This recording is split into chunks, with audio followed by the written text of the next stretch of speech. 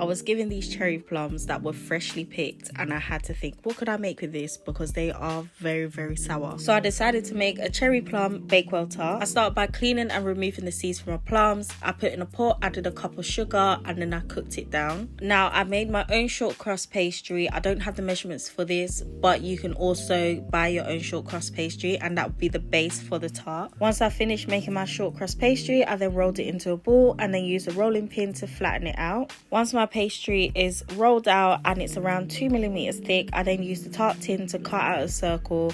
I'm then going to place this within my tart tin and I'm going to blind bake it for around 10 minutes. Whilst my pastry is in the oven, I'm going to start on my frangipan, and this is really simple to make. I start off by using 200 grams of butter, 1 cup of sugar, and then I mix it together until it's nice and softened. I then add 3 eggs, adding 1 egg at a time, and then I whisk this together until it's nice and combined. Once it's combined, I then add my ground almonds, and that's the frangipan done. I then add my cool cherry plum mixture on top of the pastry, and then I'm going to add my frangipan on top. I add a little bit on top at a time and gently spread it out so that it doesn't sink in. I then bake this in my oven for around 30 minutes and then we're done. This was definitely a delicious sweet treat that I'll most likely make again.